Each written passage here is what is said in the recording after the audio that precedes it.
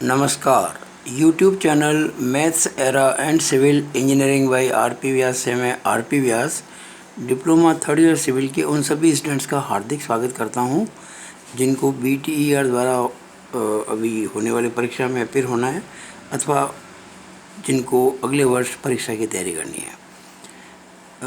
Chapter 5 है subject code CE 301 यानी कि थ्योरी ऑफ स्ट्रक्चर्स के अंदर कंटिन्यूअस बीम्स यानी कि सतत धरने।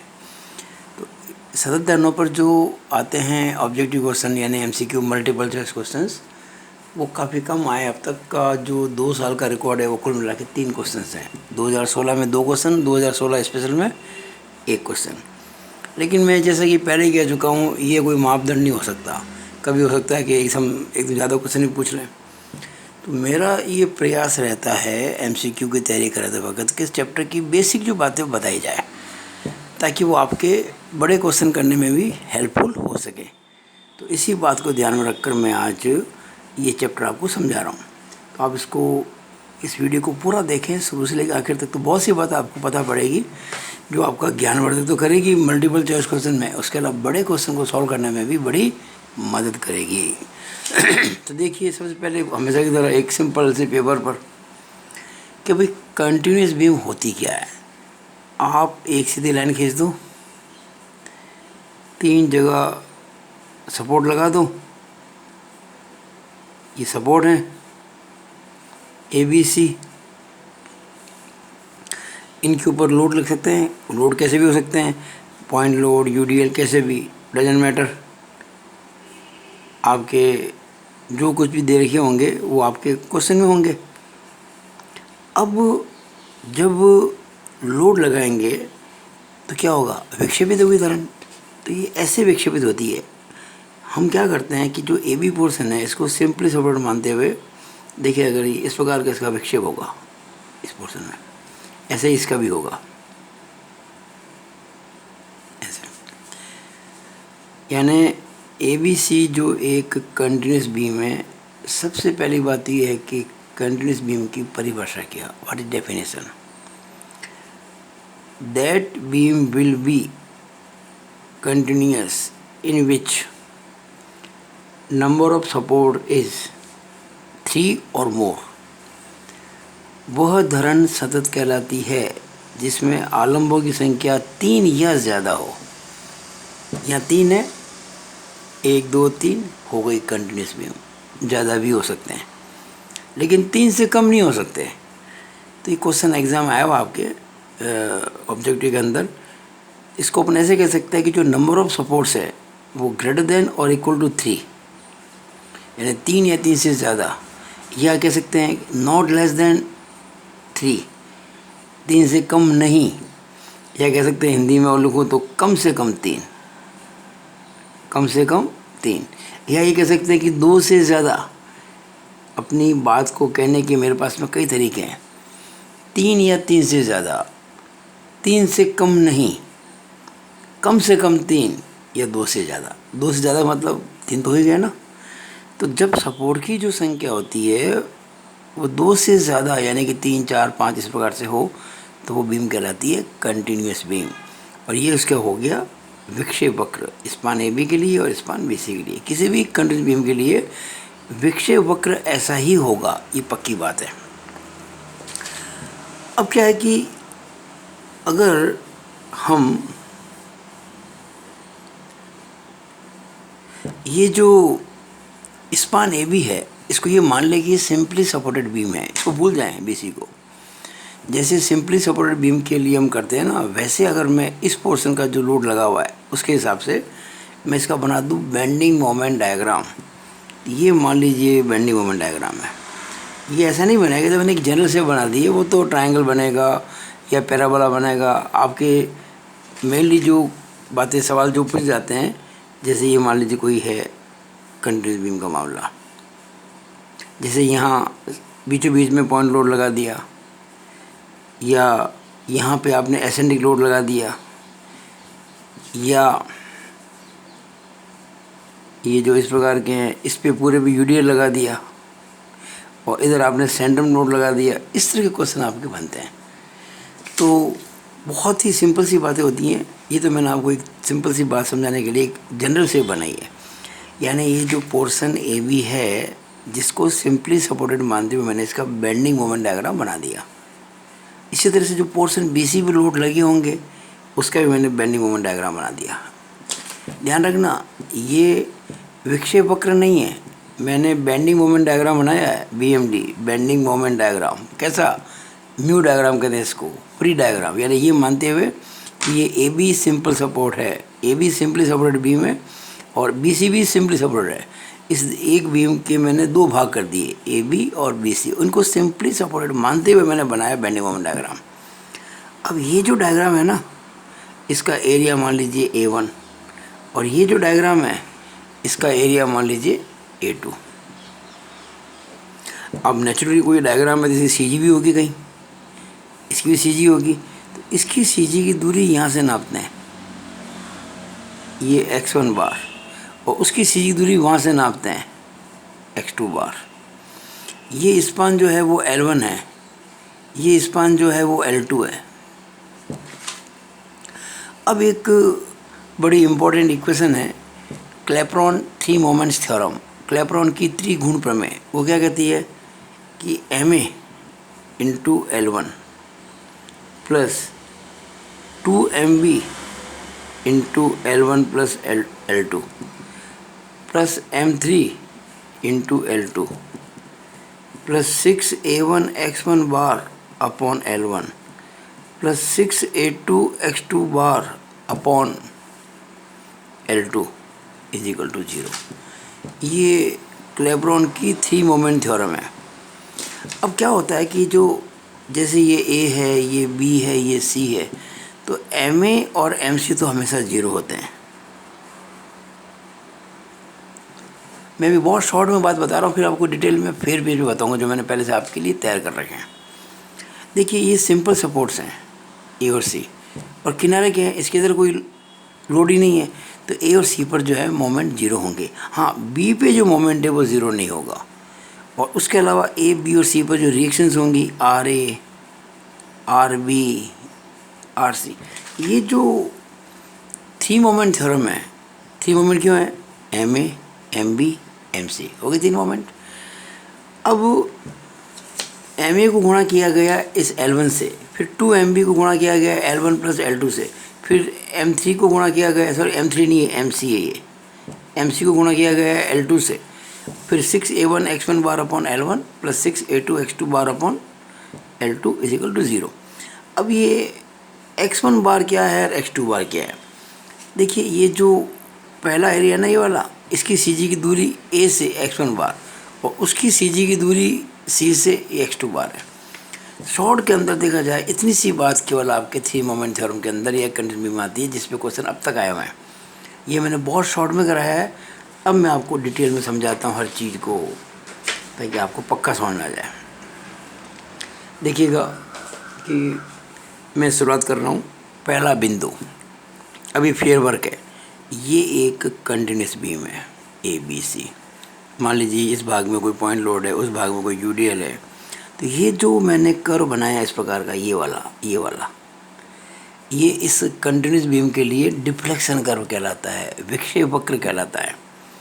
और ये 2016 में पूछा गया था, 2016 स्पेशल में पूछा गया था। देखिए ऐसे 2016 स्पेशल में, 2016 स्पेशल के अंदर ये क्वेश्चन पूछा गया था,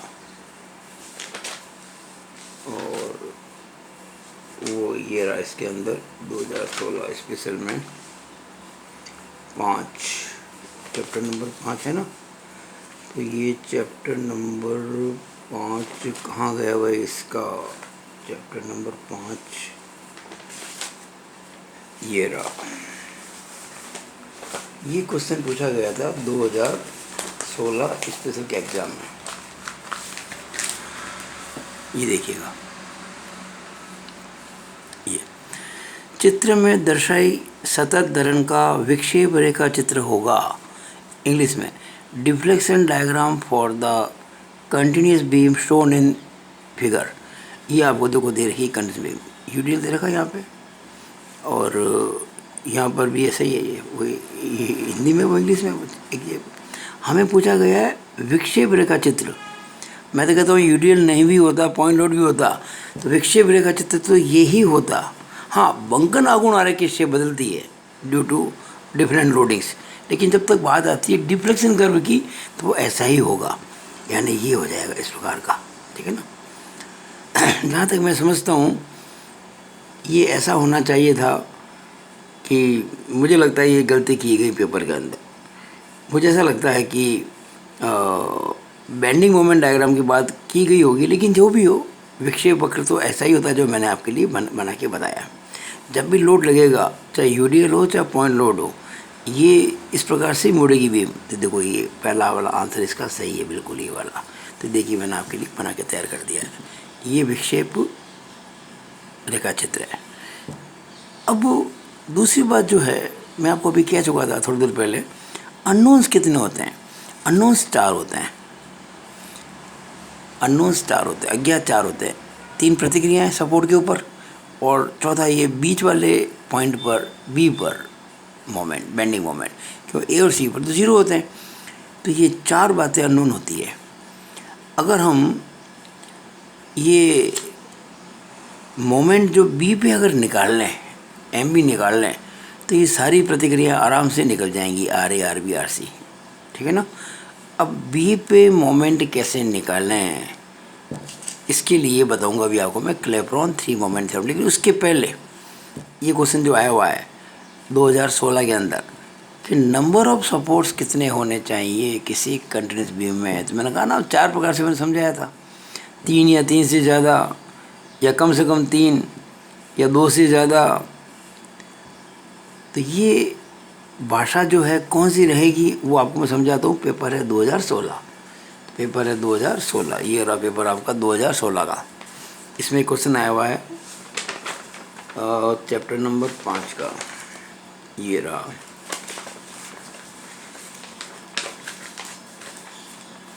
ये देखिएगा, एक सतत धरण वह है जिसके आलम्ब 2 से कम हो, गलत।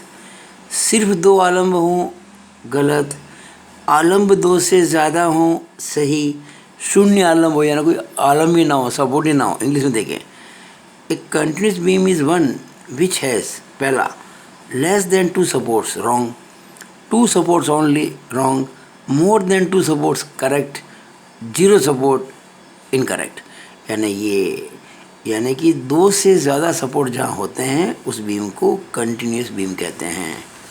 तो ये क्वेश्चन आपका आया हुआ है, तो इसके अंदर हम ये वाला हो जाएगा मोर देन 2, 2 से ज़्यादा। अब ये आती है क्लेपरॉन 3 मोमेंट थ्योरम। देखिए क्लेपरॉन 3 मोमेंट थ्योरम, क्लेपरॉन की 3 गुण प्रमेय, ये मैंने अभी आपको वाइट पेज पे समझा दी थी, वो यहाँ किया काम मैंने। ये देखिए ए बी सी एक कंटिन्यूस बीम है जहाँ ये 3 सपोर्ट्स हैं ए बी और सी। यहाँ reactions R A, R B, R C है। एम ए, एम सी 0 होंगे और एम बी हमें निकालना होगा। ये ए बी स्पान को सिंपली सपोर्टेड मानते हुए हमने ये बेंडिंग मोमेंट डायग्राम बनाया है। इसी तरह से बी सी स्पान को सिंपली सपोर्टेड मानते हुए जो भार आपको दे रखे उसको ध्यान में रखकर ये बनाया बेंडिंग मोमेंट डायग्राम। और ये इस बेंडिंग मोमेंट डायग्राम की सी जी और ये इस बेंडिंग मोमेंट डायग्राम की सी जी है। तो इसकी सी जी, ये जो सी जी है ना, इसकी डिस्टेंस नापी जाती है ए से x1 बार और उसकी नापी जाती है सी से x2 बार। उसके बाद ये इक्वेशन है एम ए इंटू L1 जो मैंने आपको बताई थी अभी, plus 2 MB into L1 plus L2 plus MC into L2 plus 6A1 x1 bar upon L1 plus 6A2 x2 bar upon L2 बराबर 0। इसमें जो A1 है, ये जो बेंडिंग मोमेंट डायग्राम है ए बी स्पान के लिए, इसका एरिया है। ये जो A2 है वो बी सी स्पान के लिए जो बेंडिंग मोमेंट डायग्राम है उसका एरिया है। और x1 बार x2 बार मैं आपको एक्सप्लेन कर चुका था। L1 L2 स्पान है, ए बी स्पान L1 है, बी सी स्पान L2 है। तो इस तरह से मैंने आपको ये जो क्वेश्चन अब तक आए हैं उसके बारे में डिटेल में आपको बता दिया। अब ये जो एक क्वेश्चन आया हुआ और देखिए, इसी पर क्लेपरॉन 3 मोमेंट थ्योरम पर ही आया हुआ है। यहाँ देखिए मैंने जो ये आया ना, ये एम ए, L1, MB वगैरह, इन सबको एक्सप्लेन किया यहाँ पे। A1 का मतलब ये मैं बोल चुका हूँ आपके लिए, स्पान AB को सिंपली सपोर्टेड मानते हुए बेंडिंग मोमेंट डायग्राम का एरिया। A2 स्पान BC को सिंपली सपोर्टेड मानते हुए BMD का एरिया। X1 बार एरिया A1 की CG की A से दूरी, X2 बार एरिया A2 की CG की C से दूरी, L1 span AB, L2 span BC, MA A पर मोमेंट यानी कि ज़ीरो, MC C पर मोमेंट यानी कि जीरो मोमेंट यानी कि बेंडिंग मोमेंट, और MB यानी कि B पर बेंडिंग मोमेंट। ये हमको ज्ञात करना है, पता लगना, इट इज़ अननोन।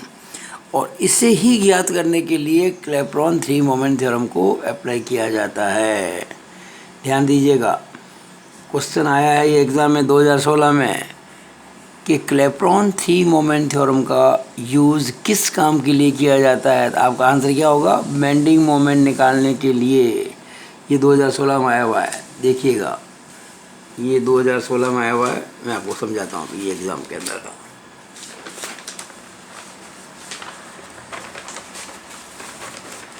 ये 2016 में जो आया ना, वो देखिए आप, ये देखिए यहाँ पे क्लैपेरॉन प्रमेय से क्या ज्ञात किया जा सकता है? Which of the following can be determined by Clapeyron theorem. इसमें देखिए, पहला ऑप्शन बंकन आघूर्ण यानी कि बेंडिंग मोमेंट, दूसरा ढाल यानी कि स्लोप, तीसरा विक्षेप यानी कि डिफ्लेक्शन, चौथा इनमें से कोई नहीं। तो ये सही नहीं है, बंकन आघूर्ण सही, बिल्कुल बेंडिंग मोमेंट निकलता है इससे। ये रहा, कौन सा मोमेंट? बी पर, बीच वाले सपोर्ट पर।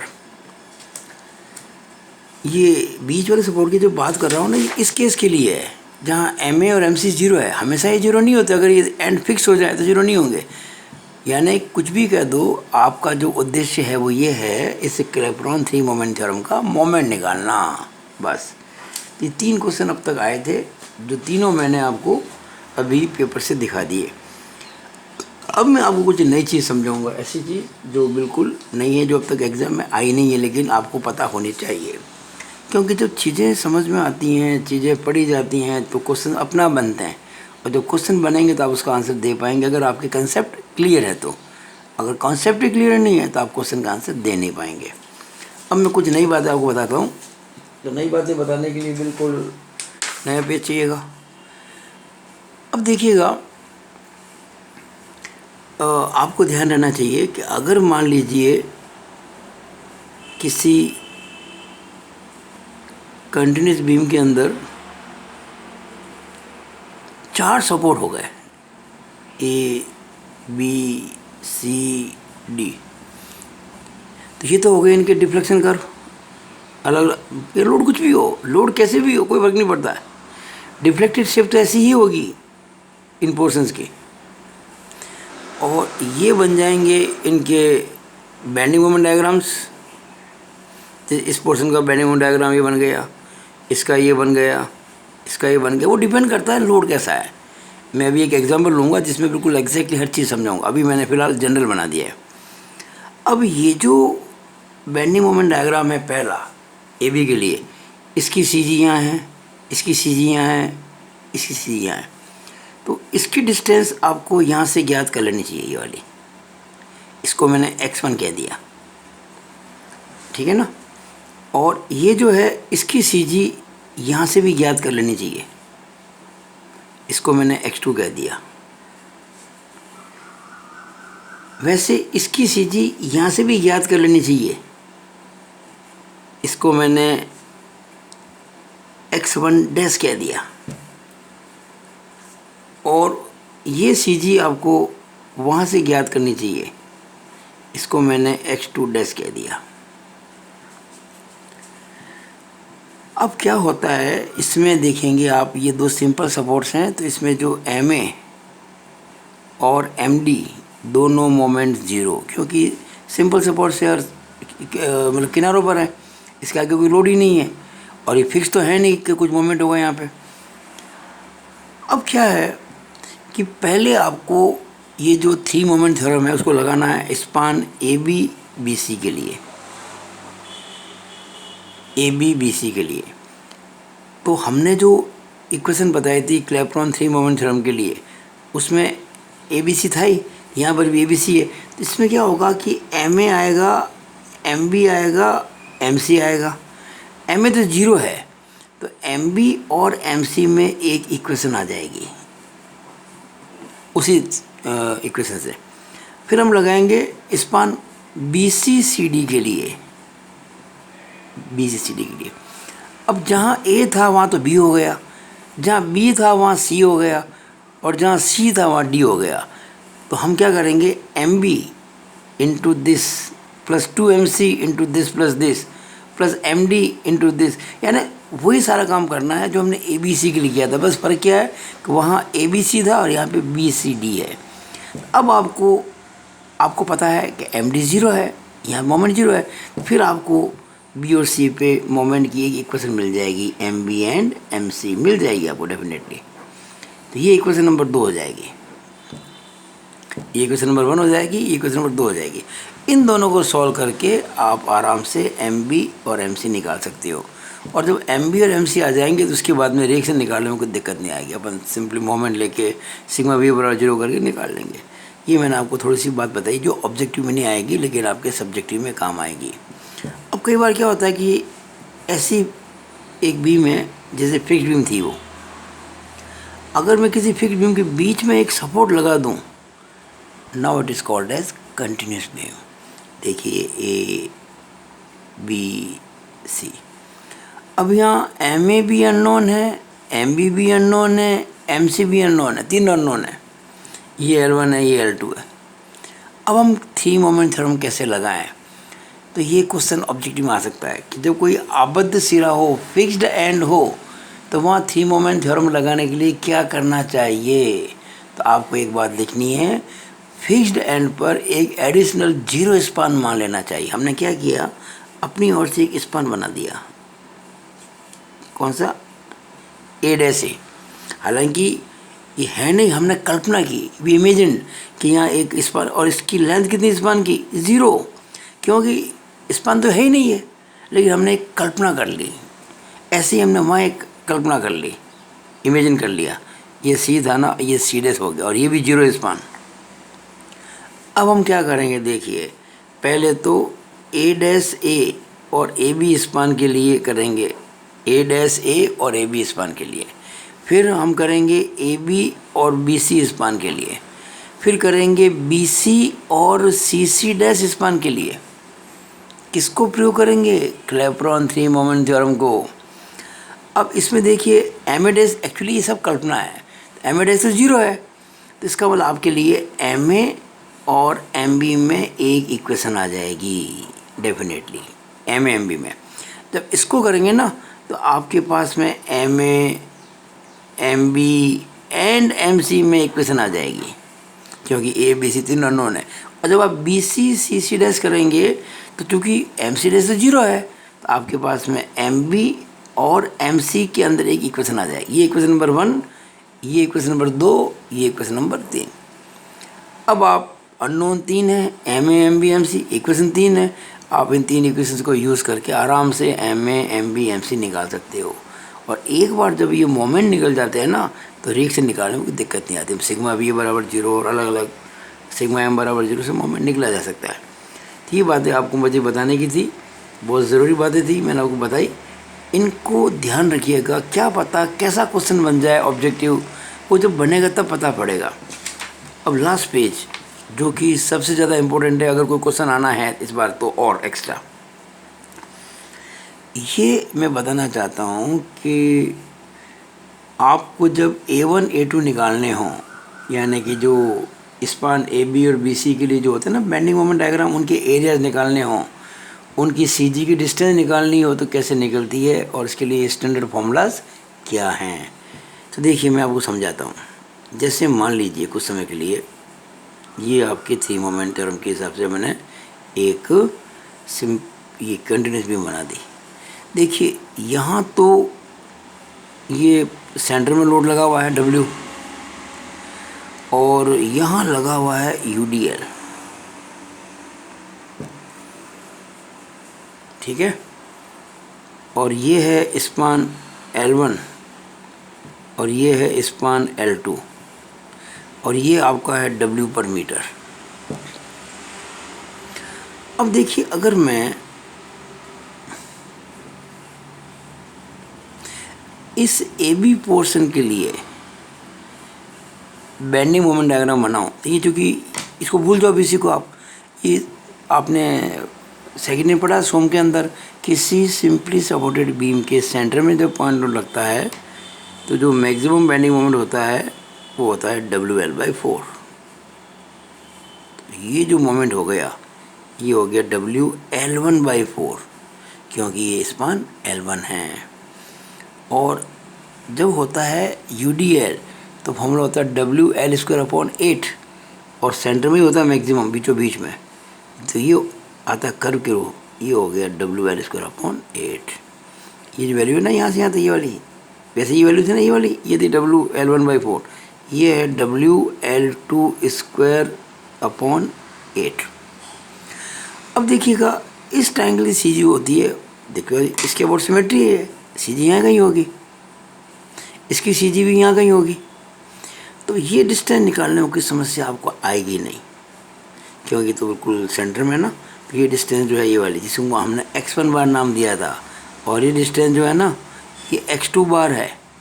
तो इस केस में जो x1 बार होगा वो होगा L1/2, और जो x2 बार होगा वो हो जाएगा L2/2। कोई दिक्कत नहीं आएगी इसके अंदर, कहाँ समस्या है। अब बात करते हैं एरिया की। ये जो एरिया 1 है ये वाला बेंडिंग मोमेंट डायग्राम का, ये ट्रायंगल का, ये जो एरिया 2 है ये पैराबोलिक शेप के अंदर है। तो इसका जो एरिया निकालते हैं ना, उसके लिए आपको मैं फॉर्मूला बता देता हूँ। देखिए ट्रायंगल ही है, ट्रायंगल का एरिया निकालना तो बहुत सिंपल है, आप जानते हैं कि half into base into height. तो हाफ इंटू बेस तो इसका हो गया ये L1, और हाइट हो गई इसकी ये वाली जो दिख रही है आपको WL1/4। अब अगर आपको इसका एरिया निकालना है इस पोर्शन का, इसका जो एरिया होता है A2, ये ध्यान देना इसका फॉर्मूला होता है 2/3 इंटू B इंटू H, 2/3 गुणा बेस विड्थ इंटू हाइट। इसे कहते हैं बेस विड्थ ये, और ये गलत है इसकी हाइट। तो कितना हो जाएगा ये 2/3, बेस विड्थ कितनी है ये L2, और हाइट कितनी है इसकी ये वाली WL2²/8। तो आपको मैंने इस प्रकार की जब शेप होती है तो मैंने आपको ये बताया है कि उसका बेंडिंग मोमेंट डायग्राम जो है ना उसका एरिया कैसे निकालेंगे, ये 2/3 into B into H। Okay. अब देखिए कभी कभी कुछ अलग प्रकार की बात आती है। मान लीजिए कि चलो एक सिंपल सा केस लेते हैं, मैं पूरा बीम को नहीं लेके एक छोटा पोर्शन लेता हूँ इसका, जैसे मैंने AB पोर्शन ले लिया, मैंने पूरी नहीं ली है। अब यहाँ लोड जो है ना वो एसेंट्रिक है W, ये सेंटर में नहीं है, और ये डिस्टेंस जो है वो A है, और ये जो डिस्टेंस है वो B है, और ये जो पूरी डिस्टेंस है ये L है। अब आप जानते हैं कि इस प्रकार की लोडिंग के लिए जो बेंडिंग मोमेंट डायग्राम बनता है वो ऐसा बनता है, ट्रायंगल ही होता है, ये इस तरह से होता है, ये वाला होता है। अब इसका एरिया निकालने में क्या दिक्कत है। अच्छा ये जो होता है यहाँ बेंडिंग मोमेंट, इसको C मान लो, तो C छोड़ो, इसको जो पॉइंट भी होगा ये, यहाँ बेंडिंग मोमेंट होगा W into AB/L, WA into B/L, और इसकी जो CG होती है वो यहाँ कहीं होती है, मान लीजिए ये CG इसकी। तो अब ये जो डिस्टेंस होगी CG की यहाँ से ये वाली, ये वाली, ये कैसे निकालें। ये मान लीजिए मैंने क्या दिया कि सपोज x1 बार है, तो ये डिस्टेंस निकालने का एक फॉर्मूला मैं आपको बताता हूँ, याद रखेंगे। 1/3 1/3 इंटू, इधर से दूरी नाप रहे हैं ना, तो ये A डिस्टेंस ले लो पहले, A प्लस पूरा ले लो L, बस ये हो जाएगी। यानी ये जो ट्रायंगल इस प्रकार का है, इस प्रकार का जो राइट एंगल ट्रायंगल नहीं है, तो इसकी इस किनारे से दूरी होगी 1/3 इंटू A प्लस L। अच्छा अगर मान लीजिए इस पॉइंट डिस्टेंस में यहाँ से निकालना चाहूँ, ये वाली,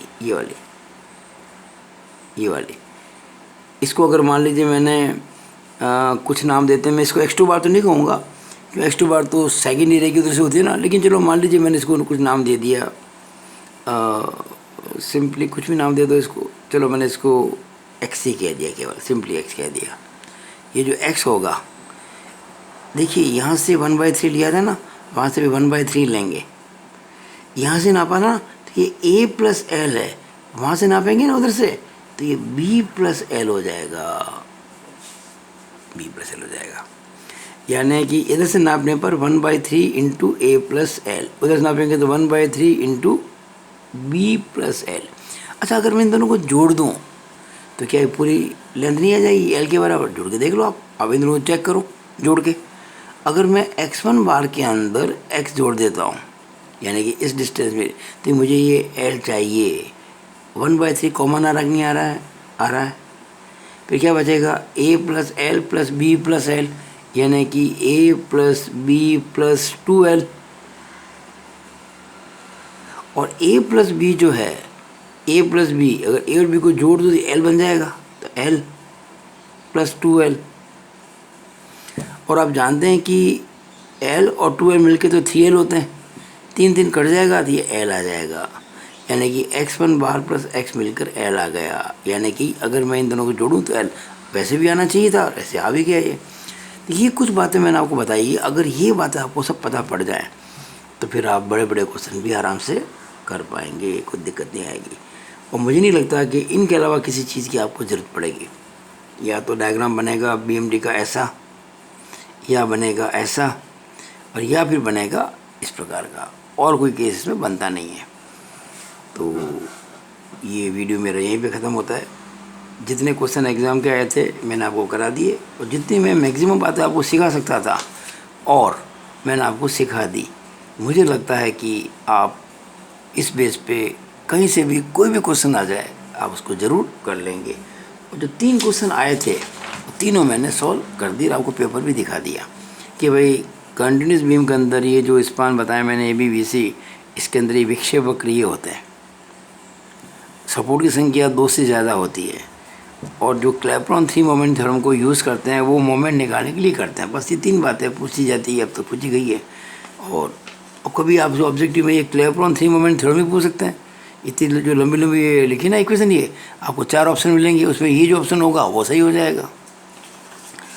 और ये सब बातें मैंने पूरे समझाई थी भी, स्पान के बारे में सारी डिटेल मैंने बताया हर चीज़ की, क्लैपेरॉन के बारे में।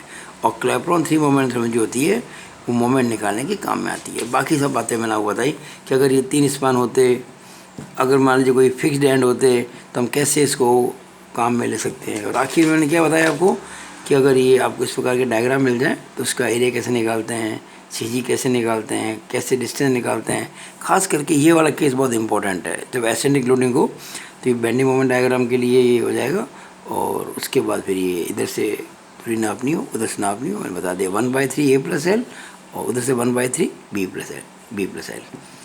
तो आपको मेरा वीडियो कैसा लगा? अगर अच्छा लगा हो तो इसको मैं उम्मीद करता हूँ लाइक करेंगे, शेयर करेंगे, और मेरे YouTube चैनल को ज़रूर सब्सक्राइब करेंगे। It is all over about this video. Thank you.